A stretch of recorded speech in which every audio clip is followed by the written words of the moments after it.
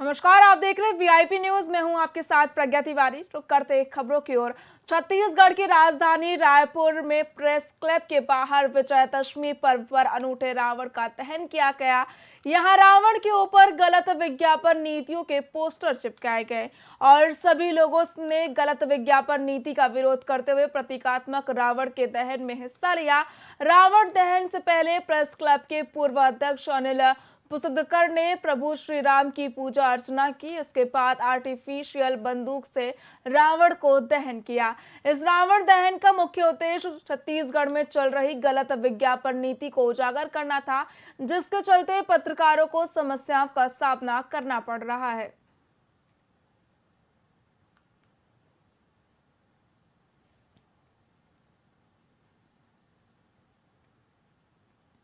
ये है कि जो पिछली सरकार ने 5 साल में जो है विज्ञापन होटल खास करके छोटे उसके लिए कोई नीति बनी नहीं जी।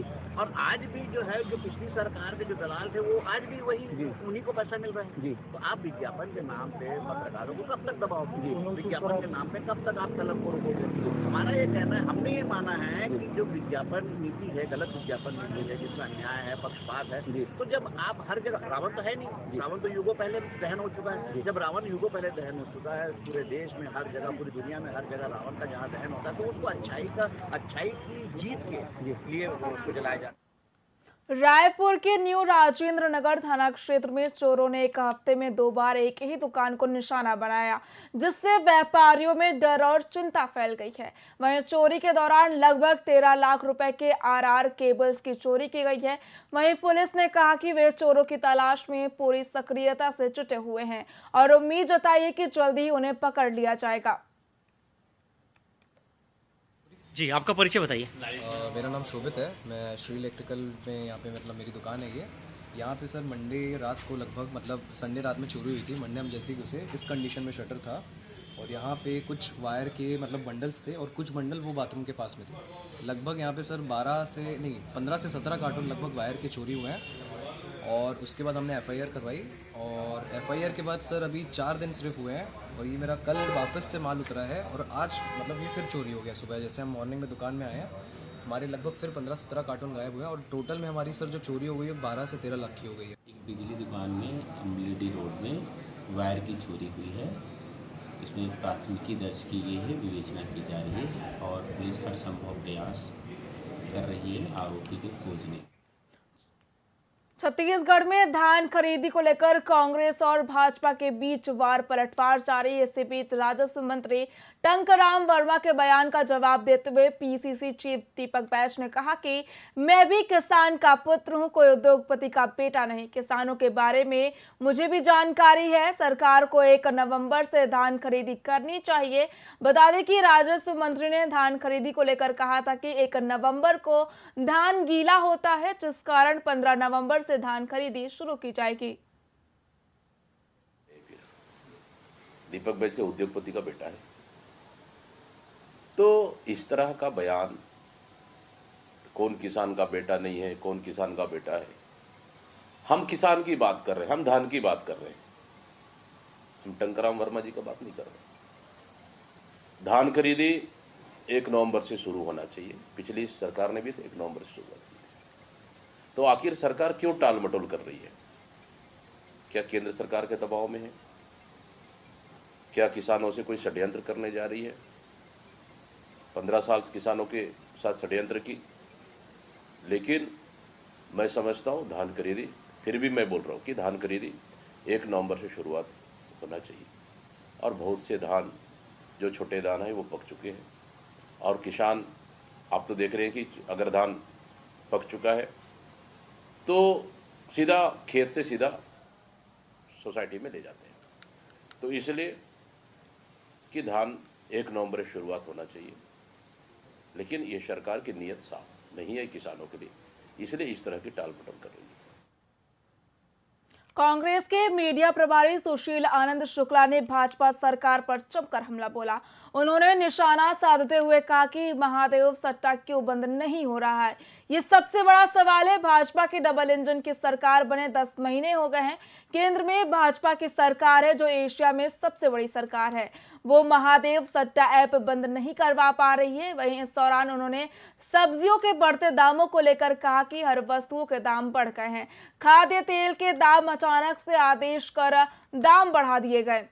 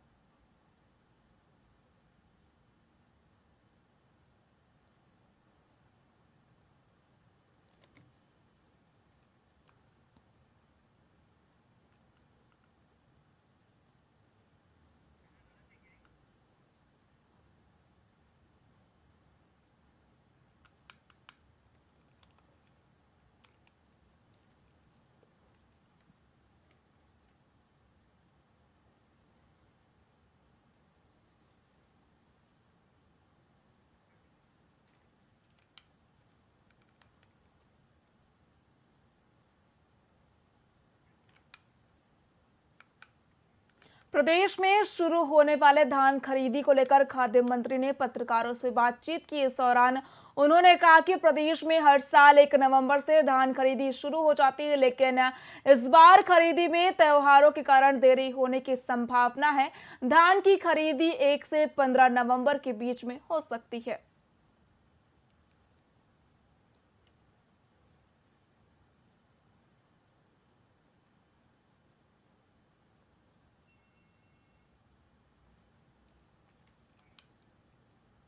मैं चाहूंगा नेता प्रतिपक्ष पहले जवाब दे कि अपने 5 साल के कार्यकाल में कितने घोटाले किए हैं। उनके कार्यकाल के अपने कार्यकाल के घोटाले पहले वो देख ले, फिर हमारी सरकार की चिंता करेगा। ऐसा कुछ नहीं है। ये जो घोटाले की बात कर रहा है, जो धान संग्रहण केंद्र में जमा है उसको घोटाला समझ रहा है, जबकि उनके कार्यकाल में स्पष्ट रूप से 5 साल में जो घोटाला हुआ है लगभग 1200 करोड़ का घोटाला हुआ।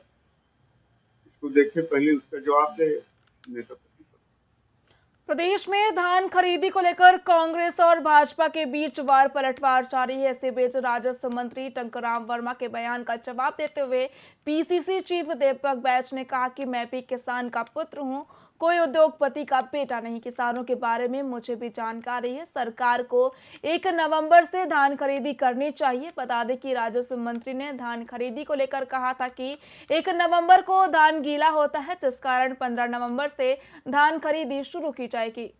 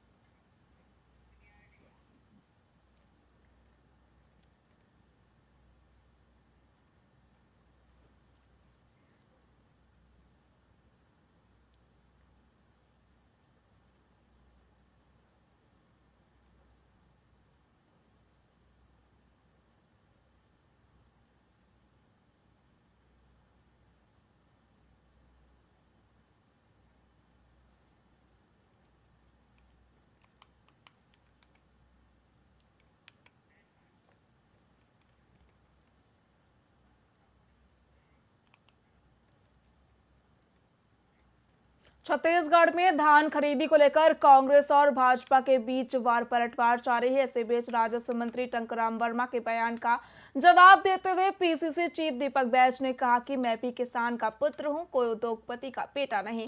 किसानों के बारे में मुझे भी जानकारी है। सरकार को 1 नवंबर से धान खरीदी करनी चाहिए। बता दें कि राजस्व मंत्री ने धान खरीदी को लेकर कहा था कि 1 नवंबर को धान गीला होता है, जिस कारण 15 नवंबर से धान खरीदी शुरू की जाएगी।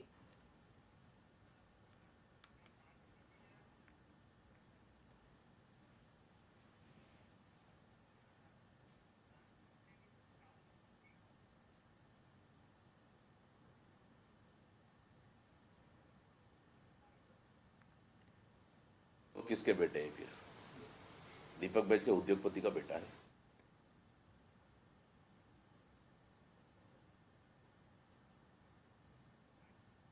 तो किसके बेटे हैं फिर? दीपक बैज के उद्योगपति का बेटा है। तो इस तरह का बयान, कौन किसान का बेटा नहीं है, कौन किसान का बेटा है। हम किसान की बात कर रहे हैं, हम धान की बात कर रहे हैं, हम टंकराम वर्मा जी का बात नहीं कर रहे। धान खरीदी 1 नवंबर से शुरू होना चाहिए। पिछली सरकार ने भी 1 नवंबर से शुरुआत की थी।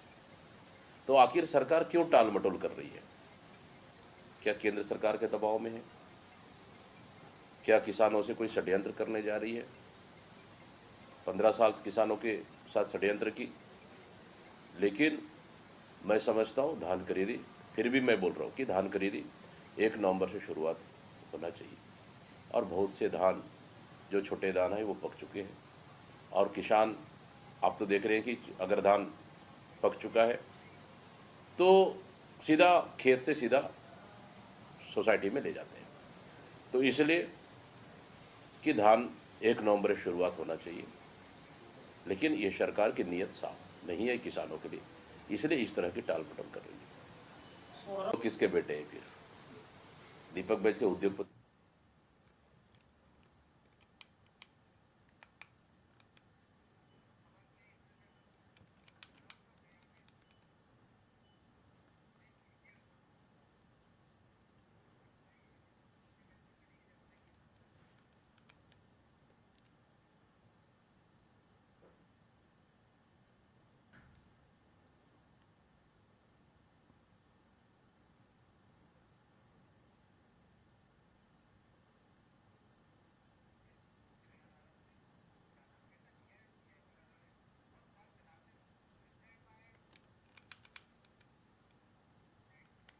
दुर्ग जिले के धामधा थाना क्षेत्र में फर्जी ड्रग इंस्पेक्टर बनकर डॉक्टर और मेडिकल दुकानों पर चेकिंग और अवैध वसूली करने वाले 6 शातिर आरोपियों को पुलिस ने गिरफ्तार किया है। मामले में मिली जानकारी के मुताबिक पुलिस को सूचना मिली कि ग्रामीण क्षेत्र में एक गिरोह ड्रग इंस्पेक्टर बन डॉक्टरों और मेडिकल स्टोर की चेकिंग कर रहा है, जिसके बाद पुलिस ने दुर्ग पुलिस अधीक्षक जितेंद्र शुक्ला के निर्देशन में कार्रवाई करते हुए गिरोह के खिलाफ FIR दर्ज कर उन्हें गिरफ्तार किया और उनसे पूछताछ की, जिसके बाद सारा मामला सामने आया।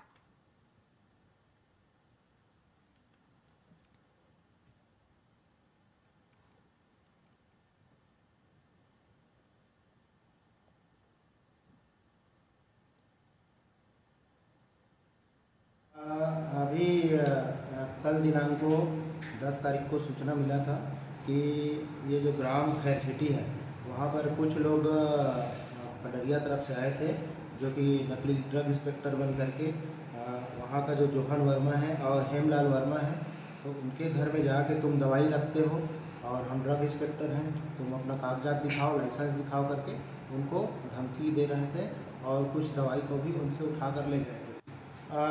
अभी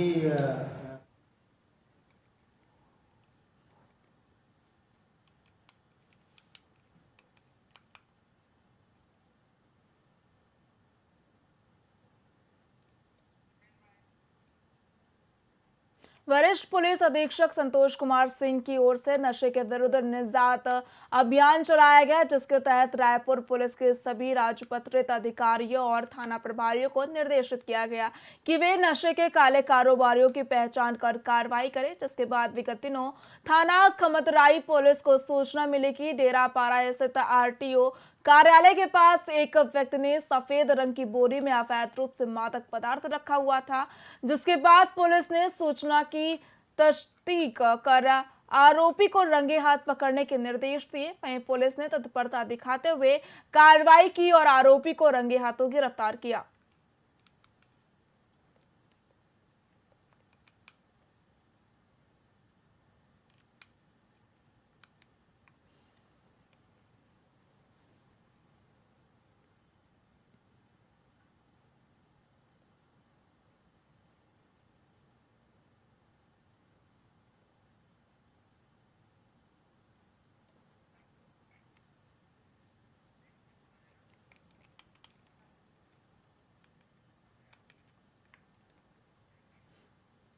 फिलहाल खबरों में इतना ही। देखते रहिए VIP न्यूज। नमस्कार।